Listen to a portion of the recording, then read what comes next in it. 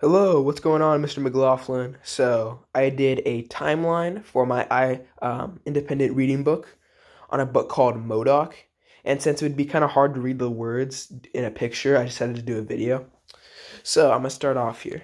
So, the book starts off in 1896, and the two main characters, MODOK and Bram, MODOK is the elephant, and Bram is the trainer, are born on the same day in Germany. And they live in a ranch kind of in rural Germany, and they come from a long line of circus trainers and elephant trainers. And then in 1915, the circus that Bram is a part of in his hometown in Germany is closed, and it is sold to the United States to a businessman named Mr. North. So Bram and MODOK are obviously very close, and they do not like the idea of being separated from one another. So Bram decides to get on that ship that's transporting the circus to the United States so he can be with MODOK, even though he has to leave his family. He's willing to take that risk. And the ship that they're on, called the Ganji, sinks, and MODOK and Bram are stranded in the water. However, MODOK uses his back and allows different crew members, such as Bram, to stay on it, which helps preserve their lives for longer.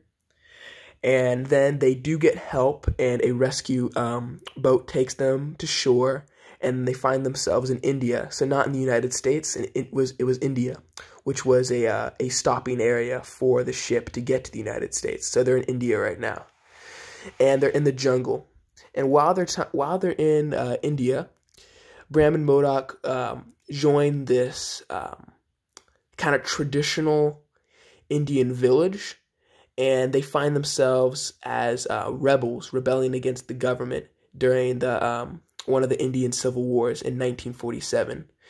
And while they're in this war, they actually get ambushed by some troops, and they end up getting found by Mr. North, who bought the circus in the first place.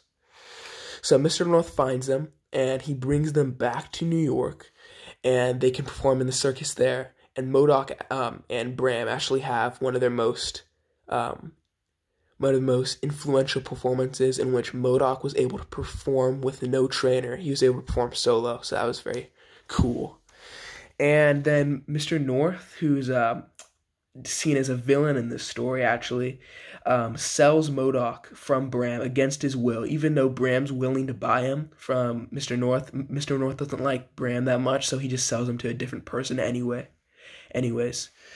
So in 1965, Bram finds MODOK at an exotic wildlife ranch, kind of by coincidence there, and he finds them. And then the owner is Ralph Hiefler, who's actually the author of the book, and he bought MODOK from a different owner who was being cruel to MODOK. So MODOK exchanged ownership many times during this time period between 1957 and 1965.